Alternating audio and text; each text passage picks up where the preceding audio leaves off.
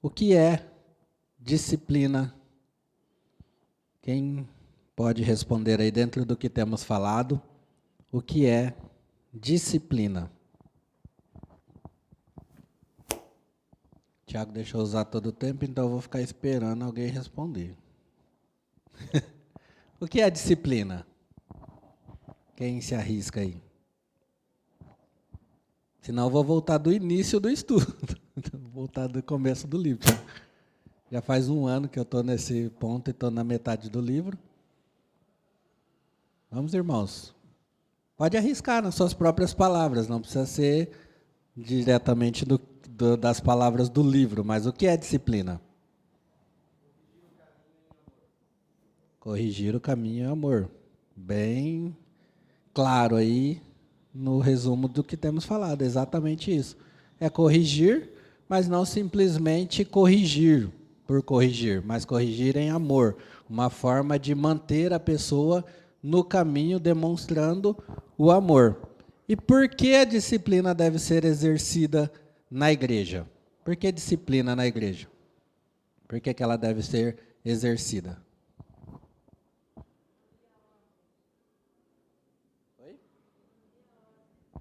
Manter a ordem. Quem mais? Quem mais se arrisca? Por que nós devemos exercer a disciplina na igreja?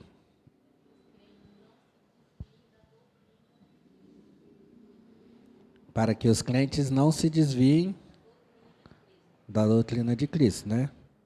No caso, de disciplinar alguns para ser exemplos para que os outros se mantenham aí no caminho, né? Demonstrar esse amor para aquele que se desviou, mas com o intuito de manter os outros também no caminho, que é o que vemos em vários textos aí dizendo que um pouco de fermento leveda toda a massa, certo? Então a disciplina ela é necessária na igreja, né? Certo? E a disciplina é uma forma de amor. A frase que o livro propõe aqui no subtema, e é o que nós temos lembrado toda vez, é que a disciplina ela deve ser exercida porque ela é uma forma de proteger o nome de Jesus. Então, também, o exercício da disciplina na igreja é a preocupação da igreja em proteger o nome de Jesus, como ele está sendo anunciado aí pelos irmãos, pela igreja. Então, nós vimos aí nos últimos pontos que existem maneiras de se disciplinar, existem formas e existem por que disciplinar a pessoa, né? Nós vimos que existem vários tipos de pecados, existem várias formas de um crente se desviar do caminho. E um dos pontos que foi tratado nas 2 últimas aulas é: todo pecado deve ser corrigido da mesma forma? A igreja deve tomar a mesma postura mediante todo tipo de pecado? Sim ou não? Não. E se for o mesmo tipo de pecado praticado por pessoas diferentes? A postura da igreja deve ser a mesma para a aplicação da correção deve ser a mesma para deve ser o mesmo procedimento, isso, obrigado por lembrar.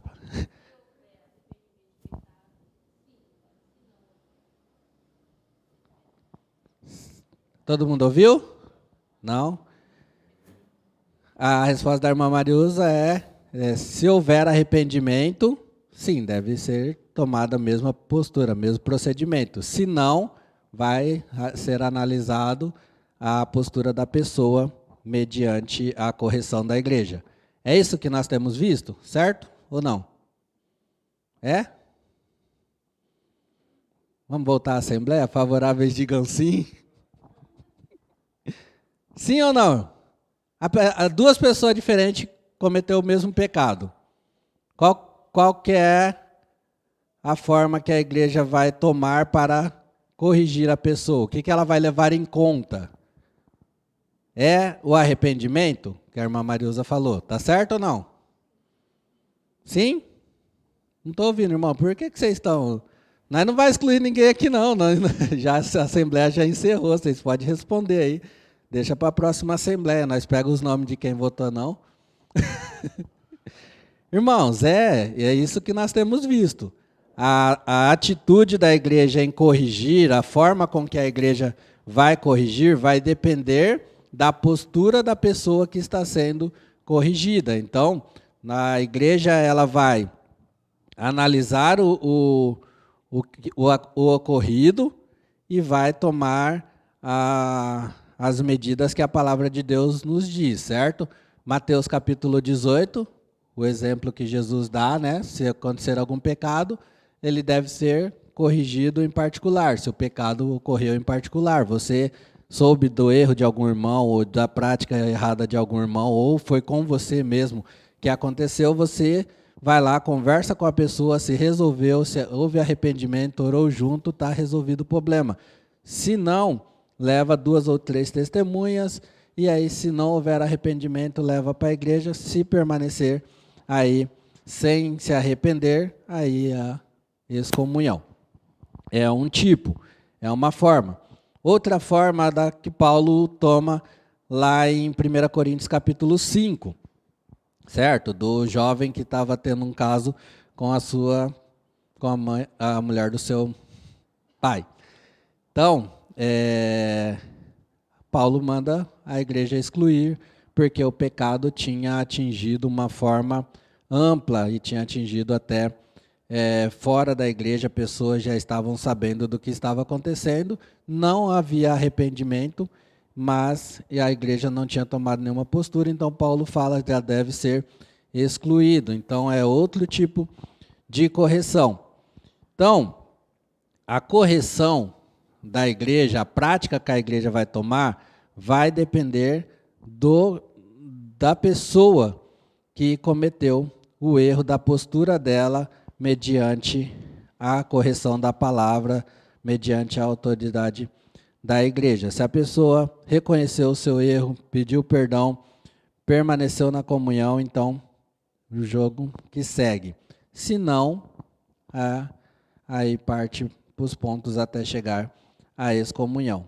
Já se foi um caso como a de 1 Coríntios, que houve um amplo escândalo, né, a ponto de os de fora estar comentando sobre o ocorrido, então já deve ser excluído, a igreja deve mostrar que há disciplina, mesmo a pessoa demonstrando aí o arrependimento, a igreja deve proteger o nome de Jesus, aí excluindo e tratando a pessoa para que ela permaneça no corpo. A frase final que nós encerramos aqui, no último encontro, foi que não é surpresa algum cristão cometer um pecado, mas o que vai determinar a disciplina é a resposta que ele vai dar à correção da igreja, que vai revelar onde está o coração dele. Então, se o coração dele realmente está submisso a Cristo e a sua palavra, é que vai revelar onde está o seu coração e qual a atitude que a igreja deve tomar. Só relembrando alguns pontos, é claro que a gente falou muito mais coisas, então quem está ouvindo só agora ficam algumas coisas em abertos, mas quem esteve aí durante todo o que foi tratado vai entender aí o que foi resumido aqui. Certo? Alguma pergunta? Dentro do que nós já tratamos até agora sobre disciplina, do que você ouviu ou que você está lembrando aí. Não, é claro que o tempo foi bem curto, então nós não abrimos para perguntas assim, mas ou ficou alguma dúvida, algo que algum irmão gostaria de perguntar dentro desse tema disciplina? Não? Não, né? Vocês estão muito quietos hoje. Estão pensando na guerra entre Israel e o Hamas, né? Eu sei. Bom, o ponto que nós vamos tratar hoje é como uma igreja pratica a disciplina. como que ela começa a aplicar, como que ela começa a tomar aí os passos para disciplinar a pessoa. Então, nós já tratamos na parte teórica ali, o que deve ser analisado, como deve ser levado em conta, mas agora, então, vamos chegar ao ponto de que a igreja precisa disciplinar a pessoa, precisa trazer para a igreja tomar uma decisão. Como que ela faz isso? Então, vai ter aqui 2 pontos, eu espero terminar o primeiro, que é como uma igreja pratica a disciplina, e o outro é como funciona a restauração. Então, depois desses 2 pontos, encerra aí o que o livro propõe dentro desse tema, e aí ele vai para uma segunda parte, que ele dá alguns estudos de casos aí, por exemplo, ele traz algum assunto, dá a história, e aí como que deve ser resolvido. Então, o primeiro ponto aí dentro do tema, nós esperamos encerrar nessas 2 próximas falas. Como uma igreja pratica a disciplina? A disciplina pública formal funciona melhor numa igreja cuja cultura de disciplina particular e informal é bem recebida e praticada. Ou seja, os primeiros passos que Jesus ensina em Mateus capítulo 18, se ela é uma cultura que já faz parte da igreja, de cada irmão cuidando uns dos outros, né? Foi isso que nós falamos aqui, que nós temos essa responsabilidade de cuidarmos uns dos outros, de nos policiar na nossa vida, né? Aquele que está de pé, ore para que não caia, mas também você tem a responsabilidade como membro da igreja de cuidar da vida do seu irmão, ajudar ele a caminhar, a se fortalecer, para que todo o corpo caminhe aí anunciando a boas novas do Evangelho de Jesus. Então, quando essa disciplina particular, quando cada um cuida um do outro, quando você vê que um irmão está vacilante, você chega nele, conversa, restaura a vida dele, ajuda ele a caminhar. Se houve pecado, que você converse e ajuda na parte de restauração, do irmão se levantar, de confessar o seu pecado. É uma prática que deve ser exercida constantemente dentro da igreja, é a oração por confissão de pecados. Porque quando nós reconhecemos, né, a nossa fraqueza, o livro, a carta de 1 João vai tratar bastante sobre isso, né, que aquele que diz que não tem pecado é mentiroso, porque nós sabemos que a natureza pecaminosa caminha conosco. Então, não que nós vamos sair por aí pecando de qualquer forma, né? Como Paulo fala em Romanos, já que é a graça que nos alcançou e quanto mais nós pecamos, mais graça vem, então vamos sair por aí pecando. Paulo fala, não, o cristão que já foi alcançado não vai ter esse desejo de andar pecando. Mas João vai falar assim, então, mas nós também estamos sujeitos a cair. Então, se houver algum pecado, se houver algum acidente, né? Essa palavra que deve ficar bem clara quando falamos de pecado, é um acidente na vida do cristão, não é algo que ele pratica por querer ou por ir atrás, mas é um acidente, acontece. Então, quando houver isso, que cada um cuide um do outro, que haja oração por confissão, que você converse, se não me engano é Tiago que vai falar, né? Que nós devemos confessar as nossas culpas, os nossos pecados uns aos outros para sermos curados. Pois nós precisamos orar uns pelos outros, né? E essa forma, essa prática, essa cultura dentro da igreja de reconhecer a nossa pequenez, de reconhecer que somos falhos, mas que existe um Deus que nos restaura, nós constantemente estamos orando e buscando essa santificação na nossa vida. Então, se essa cultura faz parte da igreja, a disciplina formal, quando for necessária aplicar, vai ser bem mais fácil tratada e bem mais aceita por aquele irmão que praticou o pecado e precisa ser disciplinado. Ele vai saber que é uma prática de amor da igreja. Agora, se não houver esse cuidado uns dos outros, se não houver essa vida particular e informal de disciplina da igreja, de um a um, de cuidar uns dos outros, quando for necessário, né, se tentarmos erguer aqui a longa e afiada espada da excomunhão, antes que os membros reconheçam a necessidade geral de um chamar o outro à responsabilidade, causaremos só intrigas. Então, a pessoa, se não houver isso, se houve alguma coisa já, sempre o ponto final, né, é exercido, já a excomunhão ou o deixado de lado, essa prática, nós causaremos mais intrigas e brigas do que restauração. Mas quando há a prática, a pessoa mesmo reconhece que a igreja precisa discipliná-la, e isso é muito bem aceito porque ela está submissa à palavra de Deus. Para isso, existe uma questão que os irmãos, os membros da igreja, precisam ter bastante em mente, que é a prestação de contas dentro da igreja. Então, nós precisamos entender que cada um de nós precisamos prestar conta das nossas vidas. Não tipo assim, eu tenho que, tudo que eu vou fazer na minha vida eu preciso relatar para o pastor. Não é isso. Nós precisamos prestar conta no sentido de que nós estamos juntos, caminhando, protegendo ou anunciando o nome de alguém bem maior do que nós, da qual nós fomos chamados para pertencer ao seu reino. Então, nós prestamos contas uns aos outros da nossa vida, porque nós estamos carregando um nome, né? Então, a prestação de contas dentro da igreja é uma implicação do evangelho e deve fundamentalmente ser praticada durante toda a vida da igreja, tanto em caráter público quanto em particular. Então, ela deve ser uma prática diária dentro da igreja. Mas quando as pessoas não estão acostumadas a responder pelo próprio pecado, certamente é mais fácil começar com a cobrança particular do que com a pública. Então, se os irmãos não têm essa prática de assumir os seus próprios erros, os seus próprios pecados, nós precisamos começar a praticar isso com o cuidado particular uns dos outros.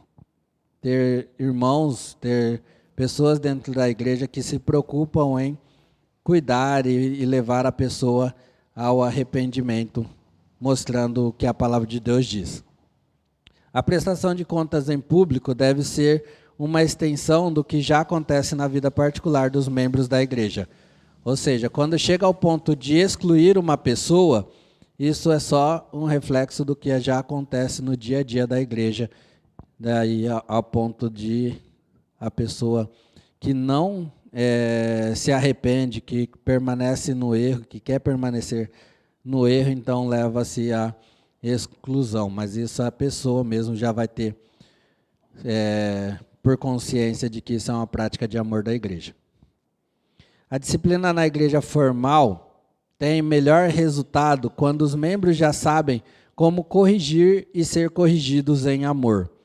É o que fazem em casa, é o que fazem durante o almoço, é o que fazem com delicadeza, cuidado e sempre visando o bem da outra pessoa em mente.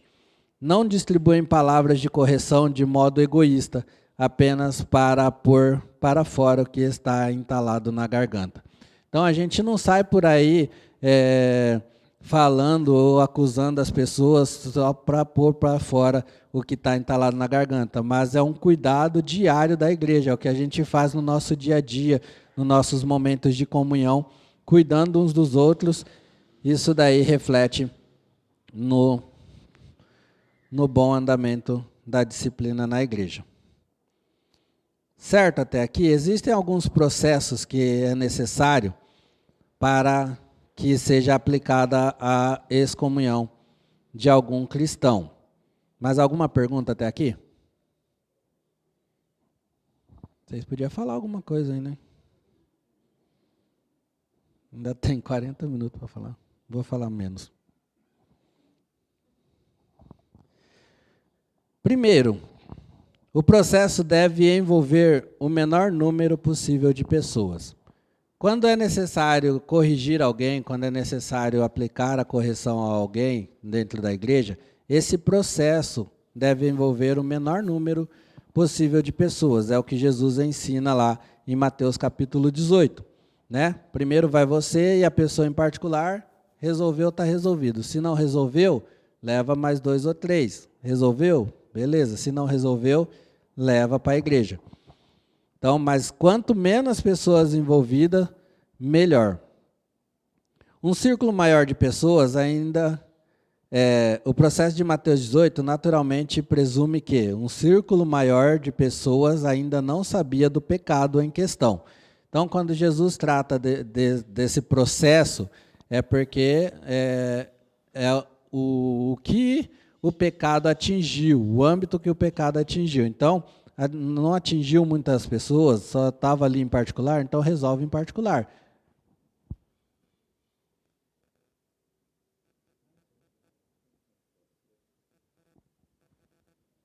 Estou pensando em acabar na reunião das 6. Então, quanto menos... Atingiu só o particular, resolve em particular. Atingiu a igreja, resolve com a igreja. Atingiu a sociedade, deve ser mostrada a disciplina dentro da sociedade. Certo? Então, pecados cuja natureza é pública, deve ser mostrada que houve disciplina também no âmbito para que o público fique sabendo. Existe também outro caso que Paulo vai citar para que a igreja corrija aqui também, mas que o menor número de pessoas saiba e que resolva dentro da igreja, que é o caso lá em Filipenses capítulo 4, de Evódia e Sintique. 2 nomes bonitos aí. Tá? Existia desacordo entre as irmãs, Paulo fala assim, fala com a igreja aí, resolve o problema dessas duas aí. E resolveu, pronto, não precisa excluir a pessoa. Presume-se que a igreja já estava a par do desentendimento, por isso que Paulo fala para a igreja resolver. Era algo que existia entre as duas irmãs, mas que a igreja estava sabendo já, que já tinha atingido, toda a igreja sabia, mas não tinha resolvido. Então ele fala para a igreja, resolve o problema das duas aí para que a comunhão permaneça. Às vezes um pecado tem consequências públicas que precisam ser tratadas em público, mesmo que o indivíduo se mostre arrependido em particular, que é o caso lá das duas mulheres e também de 1 Coríntios, mesmo que demonstre arrependimento, mas como houve uma esfera maior de pessoas sabendo, precisa ser tratado para que as pessoas saibam que houve disciplina, que a igreja tomou alguma postura. Quer gostemos ou não, não quer dizer nada em uma situação como essa ensina a igreja que o pecado não é nada demais, além de entregar a congregação a especulações e fofocas sobre o casal. Não dizer nada pode até gerar desconfiança e desunião. O que o autor está falando aqui? Ele cita um caso, né? Eu devia ter falado o caso antes de ler a frase. Ele cita um caso aqui que houve divórcio, tá? O marido abandonou a esposa e sem motivo. Tipo, deveria ter algum motivo, mas ele não cita o motivo aqui. Ele só fala que simplesmente a abandonou.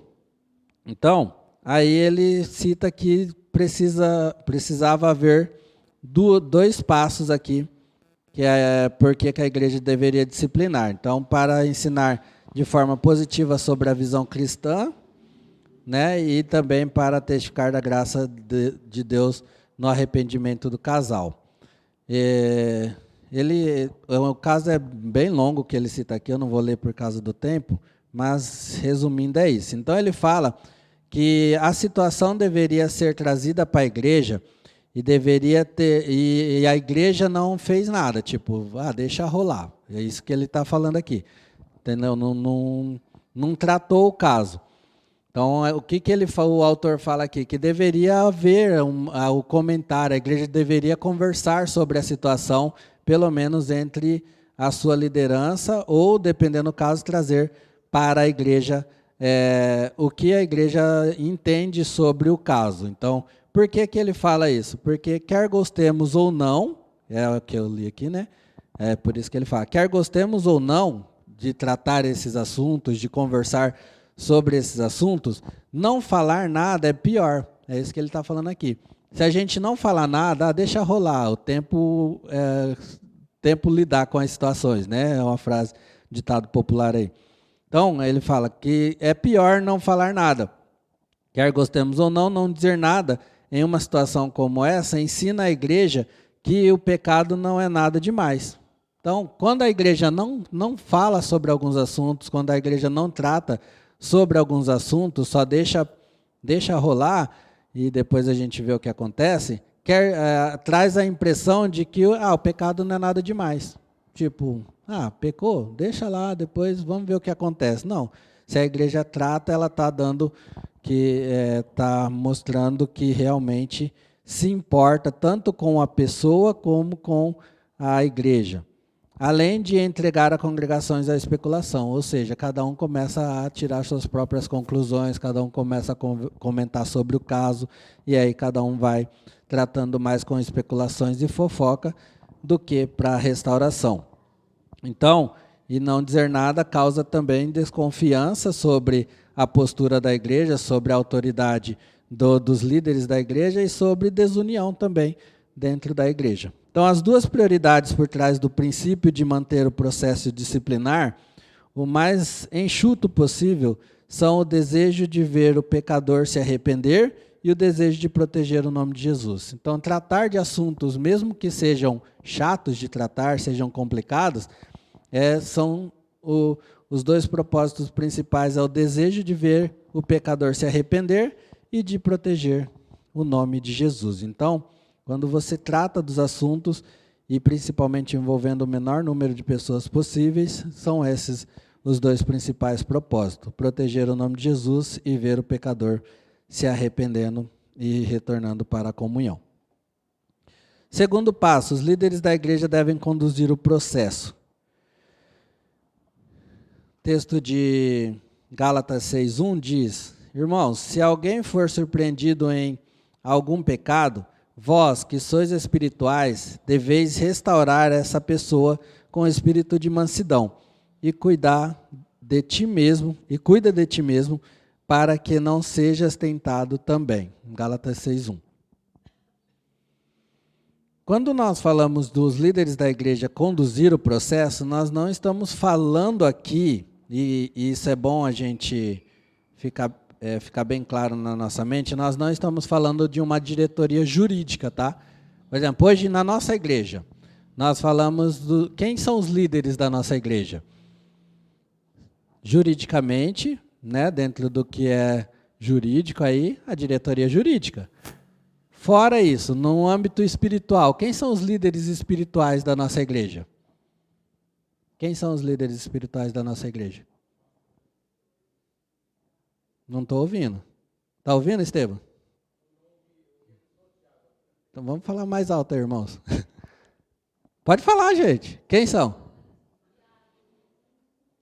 Pastores e diáconos. Não. Não. Somente os pastores. Na nossa igreja, líderes espirituais são os pastores. Os diáconos são servos para ajudarem os líderes de departamentos no trabalho. Não são líderes espirituais. Às vezes, a gente tem por prática, né, já vem de costume na nossa igreja, de a gente trazer assuntos em reuniões de diretoria e todo mundo que está lá fala do assunto, resolve e opina e pronto. Mas a liderança espiritual da igreja são, na nossa igreja, os pastores, porque nós não temos aqui, por exemplo, presbíteros ou um conselho teológico, alguém que trata biblicamente do assunto, tá?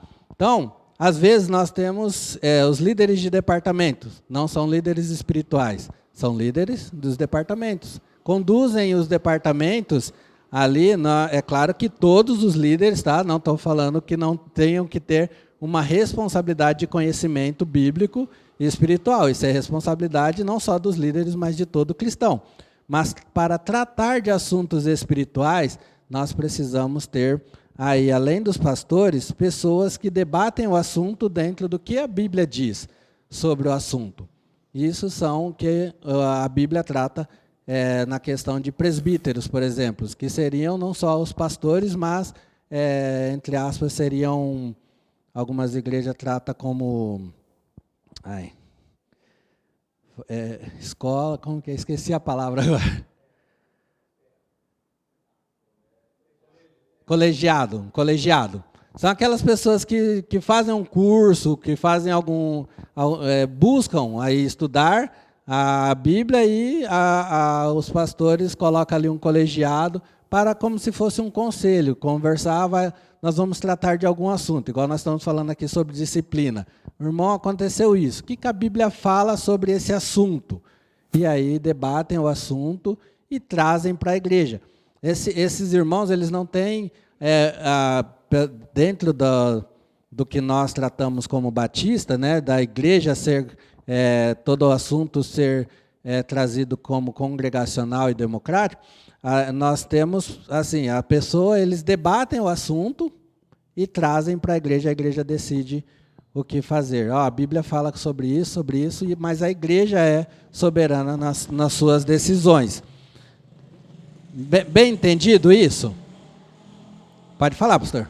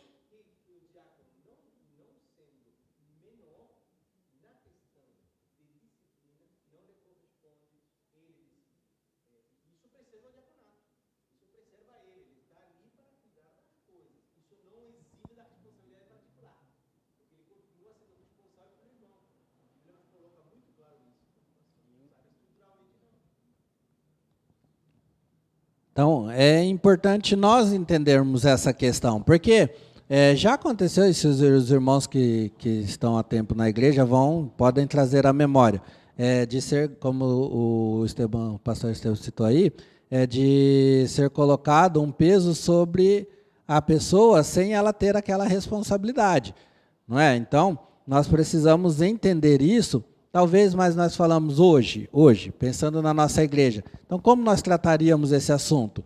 Então, não tem como. Então, a gente teria que ser algo de se pensar para começar a trabalhar em algo da forma como a Bíblia diz que deve ser. Por exemplo, eu já participo de reunião de diretoria aqui nessa igreja já faz 20 anos. Não parece que eu sou velho assim, mas estou. Então, desde 2000 eu cheguei, de 2002 para frente eu já estava participando aí de alguma liderança, de algum cargo e participando de reunião. Então, já são cerca de 20 anos aí caminhando junto com a igreja. E já teve muitas vezes dentro da reunião de diretoria da gente trazer assuntos espirituais e a gente colocar em votação entre os irmãos e a resposta foi como foi falado. Eu acho que é assim, ou eu penso desse jeito. Então não pode ser assim. Quando o assunto é espiritual, o que a Bíblia diz sobre isso? Como que nós precisamos resolver esse problema dentro do que a Bíblia diz sobre isso. Então, por isso que nós precisamos aí entender que, por exemplo, uma diretoria jurídica para tratar de assuntos espirituais, às vezes, por exemplo, como a irmã Mariusa, ela é secretária. Então, ela assumiu o cargo pensando em cuidar da parte de secretariado da igreja, de ata, de carta, disso e daquilo. E aí a gente chega e fala para ela resolver uma situação de divórcio na igreja, uma situação de pecado, de qualquer tipo de pecado. Tem lógica? Não tem. Né? Mas hoje, na nossa igreja, a gente coloca um cargo sobre a diretoria jurídica sobre isso, porque a gente trata desses assuntos dentro da diretoria jurídica. Espera aí que eu já passo, só para mim não perder a linha. Os diáconos, a mesma coisa. Então, o diácono se dispõe, como diácono da igreja, para servir a igreja. Então, no que a igreja precisa nos seus trabalhos, eu estou disponível a servir. Mas muitas vezes a gente coloca um cargo sobre a pessoa para tratar de alguns assuntos, e aí a pessoa fica, tipo, eu preciso dar uma resposta para isso, mas eu me coloquei para outro serviço. Entendeu? Então, nós precisamos pensar essa questão espiritual da igreja, como nós podemos tratar esses assuntos. A irmã pode falar.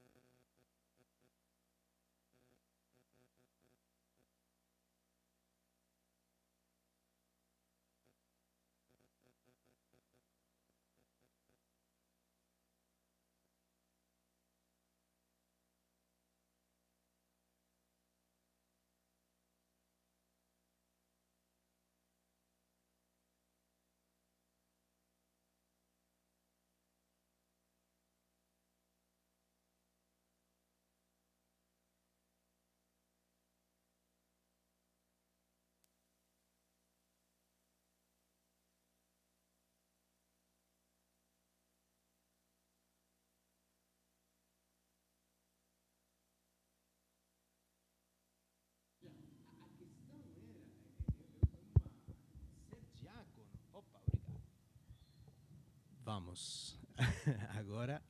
Agora não tem mais cansaço pulmonar, agora vai longe.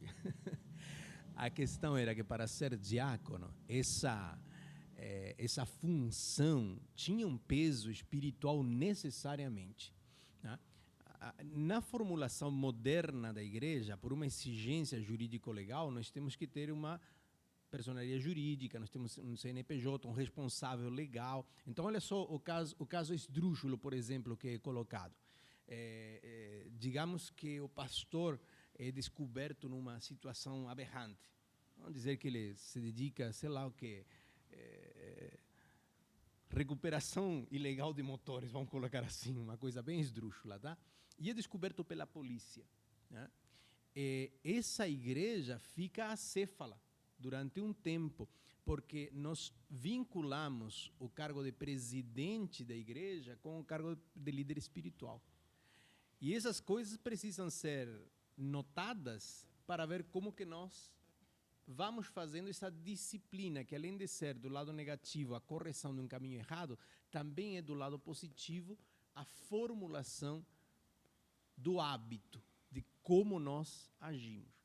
Então, essa tensão colocada ali está boa de ser conversada e ser mostrada e chegar numa saída que tem a ver com a não espiritualização do cargo. O cargo é uma necessidade, às vezes, para cumprir certo rito formal. Todavia, essa necessidade que a Mariusa coloca é bíblica. Tipo, como que o diácono tem que ser? Isto e aquilo. Porque na eventualidade ele vai ajudar a resolver de alguma forma.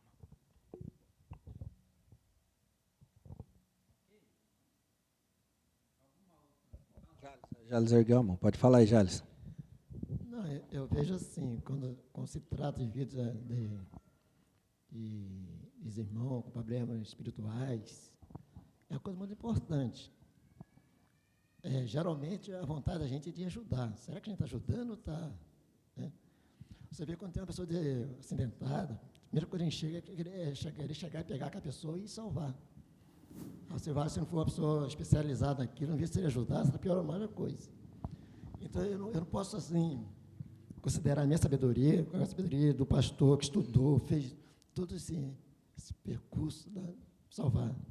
Então, numa igreja de diácono, pode sim, nas horas vagas, o pastor sair e tal, então tem sempre um diácono mais com sabedoria, com curso, né, fazer um cursinho, como cuidar desse assunto espiritual da igreja.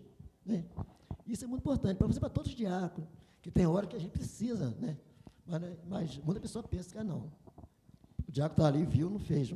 Muitas vezes você vai fazer, em vez de se ajudar, vai piorar mais as coisas. Depois, para consertar, é mais difícil ainda. E uma coisa que a gente tem que ter também é saber ouvir. Às vezes você quer saber um negócio que nem a pessoa não falou, já quer resolver, porque você viu outras pessoas falar. Você esperar ouvir, você saber o que você vai dizer, que você vai cuidar daquela pessoa. Meu ponto de vista é esse daí, tá? Bem, então, o texto que nós lemos aqui que o autor trouxe é: irmãos, se alguém for surpreendido em algum pecado, vós que sois espirituais, deveis restaurar essa pessoa com o espírito de mansidão. Cuida também de ti mesmo para que não sejas tentado. Então, quando nós falamos assim de ser pessoas espirituais para cuidar de trabalhos espirituais da igreja, não é necessariamente a pessoa que foi consagrada a pastor. Por exemplo, eu citei que hoje na nossa igreja nós só temos os 2 pastores, eu e o pastor Ciro, como líderes espirituais da igreja, porque nós não trabalhamos com presbíteros, nós não trabalhamos com colegiado, mas nós podemos pensar nessa situação. Quando nós falamos aí, igual o Jales citou, de trabalhar, de começar a pensar nessa situação, não é que nós vamos sair consagrando todo mundo a pastor, mas é o que o texto diz aqui, vós que sois espirituais. E quando nós falamos de alguém ser espiritual, e isso a igreja observa dentro do seu rol de membros, dentro das pessoas, são pessoas que buscam isso, entendeu? Por exemplo, a Bíblia fala que aqueles que servirem bem como diáconos vão alcançando também papéis ainda maiores. E é uma situação, por exemplo, a gente, quando nós falamos de pessoas espirituais, existem dons dados pelo Espírito Santo para isso. E nós podemos ver dentro da igreja pessoas que buscam esse conhecimento espiritual. Mas não é só com o intelecto, é para a edificação da igreja. Pessoas que buscam entender cada vez mais da palavra de Deus para ensinar a igreja e também para instruir a igreja a viver em amor. Então, essas pessoas podem ser colocadas ali, trazidas pela a direção da igreja, né, pelo pastor, para serem aí conselheiros espirituais ou um colegiado dentro da igreja para que traga para a igreja posições bíblicas sobre o assunto a ser tratado, para que assim a igreja vote com mais maturidade nos assuntos relacionados à a vida espiritual da igreja. Então, observar essas questões ajuda bem no bom andamento da igreja e também na maturidade da igreja. Então, pessoas que buscam esse conhecimento, que buscam viver e praticar esse conhecimento em amor, são pessoas que a igreja deve observar para debater alguns assuntos. Outro ponto aqui que o autor traz, e eu vou caminhando para o fim, é que a extensão do processo, ou seja, quanto tempo vai demorar para tomar alguma atitude sobre a excomunhão da pessoa ou o que vai fazer com a prática do pecado da pessoa, vai depender da necessidade, para que aquele processo seja realmente comprovado ou não. Então, pode ser que algo seja, como Paulo disse lá em 1 Coríntios capítulo 5, pode excluir, porque isso daí já está bem claro que é isso, ou pode ser que haja aí um tempo maior para que a igreja analise todas as situações. Então, tudo isso vai depender de cada situação. Pecados maiores são tipicamente acompanhados de um risco ou outro, o que faz a situação toda parecer mais urgente. Por exemplo, há o risco de escândalo e o estrago que a reputação de Cristo pode sofrer, que é o caso de 1 Coríntios 5. Há o risco de divisão e os danos que podem ser causados à igreja, o caso de Tito, capítulo 3, versículo 10. Há o risco de falsos ensinamentos e, outra vez, os possíveis danos à igreja, principalmente às ovelhas mais frágeis. 1 Timóteo 1:20, 2 João 10:11 são casos de riscos assim. Então, é certo, a igreja não deve recorrer à excomunhão em virtude apenas dos riscos, mas a existência deles indica a gravidade do pecado e testifica porque a igreja não deve mais apoiar a validade de uma profissão de fé. Então, os riscos que o caso pode tomar vai fazer com que a igreja seja levada a ter uma atitude mais urgente, mas isso não deve ser o ponto principal, deve-se analisar as coisas com cuidado. Os indivíduos devem receber o benefício da dúvida, tá? É outro ponto aqui a ser analisado. Deve-se sempre levar em conta que a pessoa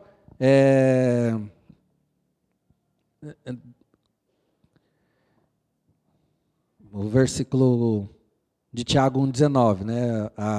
Que cada um esteja pronto para ouvir, seja tardio para falar, tardio para se irar. Então, a gente deve se levar em conta o que se está ouvindo. A gente não deve só querer resolver ou falar, mas ouvir cada caso, cada situação, sempre levando em conta que aquilo lá pode ser um pouco diferente do que se apresenta, até que se prove o contrário, tá?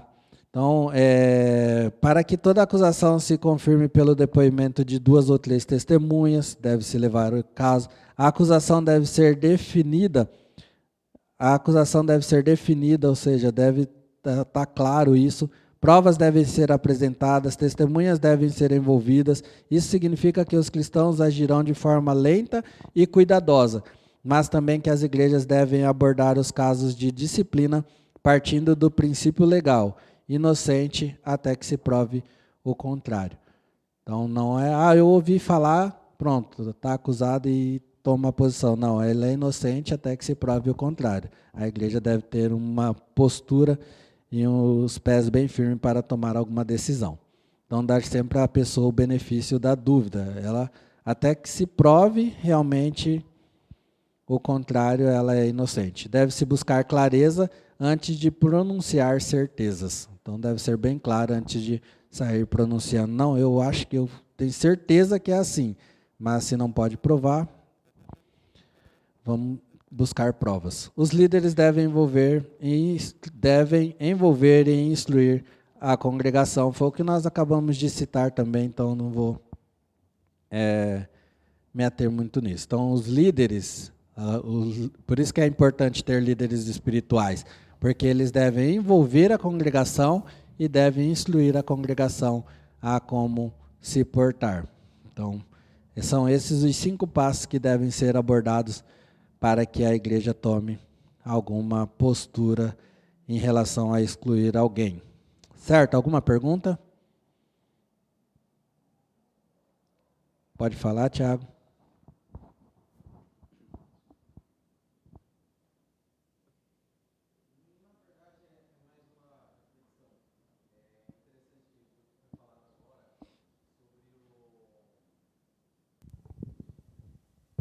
A liderança, foi falado desde o começo, a liderança conduz e agora a liderança orienta. Isso é muito nítido, de que é bem próximo do que a gente crê com congregacionalismo, né? Quem decide, no final das contas, é a igreja. Então, é muita responsabilidade da igreja. Vai ter orientação dos pastores, vai ter a condução formal aí dos pastores com toda o zelo necessário, mas no final, quem toma a decisão é a igreja. Então, nesse sentido, não é de esperar que os pastores são responsáveis e eles tomam a decisão, a gente vai ficar passivo no processo. Então, já foi falado que a igreja tem a responsabilidade durante o processo. Então, durante todo o processo, prestação de conta, acompanhamento, essa prestação particular de contas, e também a decisão final. Então, é muita responsabilidade de cada um de nós, não apenas dos pastores. Então, a igreja precisa ter cuidado, precisa ouvir a orientação pastoral, precisa se dobrar perante a Bíblia e precisa entender a própria responsabilidade, não apenas a do pastor. Ok? Então, encerrando aqui, os líderes da igreja precisam usar de sabedoria para discernir quais princípios bíblicos são pertinentes e aplicáveis, e assim instruir a igreja, e a igreja com sabedoria e sujeita a Bíblia, a palavra de Deus, tomar suas decisões. Só relembrando os 5 processos, o processo deve envolver o menor número possível de pessoas para produzir arrependimentos. Quando o processo se amplia para além de uma ou algumas pessoas, os líderes da igreja devem conduzi-lo. A extensão do processo depende do tempo necessário para determinar se a pessoa é um típico não arrependido, ou seja, o tempo que vai demorar é o que é necessário para tomar esse conhecimento, se a pessoa realmente é uma pessoa que não se arrepende.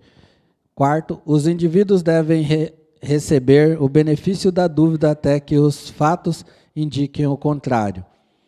E, por último, os líderes devem envolver e instruir a congregação conforme for apropriado dentro da palavra de Deus. Amém? Então vamos orar. Soberano e eterno Deus, louvado seja seu santo e eterno nome.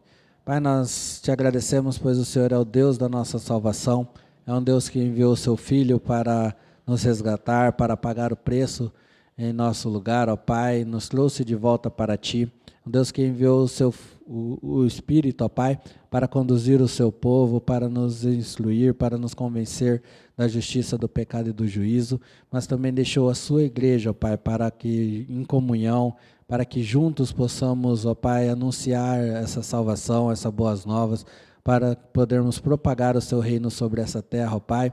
Por isso pedimos direção do teu Santo Espírito, sabedoria que vem de Ti, ó Pai, para que possamos, ó Pai, proteger o nome de Jesus na condução, ó Pai, desse rebanho, ó Deus, para que em tudo nós possamos buscar santificação, possamos buscar, ó Deus, viver cada vez mais de forma que agrada a Ti, ó Pai, e que o Seu nome possa ser anunciado aos povos sem mancha, sem mácula, Pai, assim como foi o sacrifício de nosso Senhor e Salvador Jesus Cristo.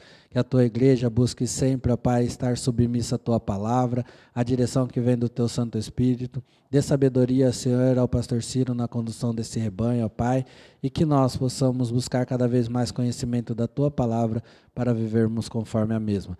Louvado seja seu santo e eterno nome, abençoe a vida e a família de cada um aqui representado, abençoe o restante desse dia e nos prepare para ofertar um culto agradável ao Senhor nesta noite. Nós louvamos ao Senhor no nome santo de Jesus. Amém. Está encerrado, irmãos. Deus abençoe o domingo de cada um.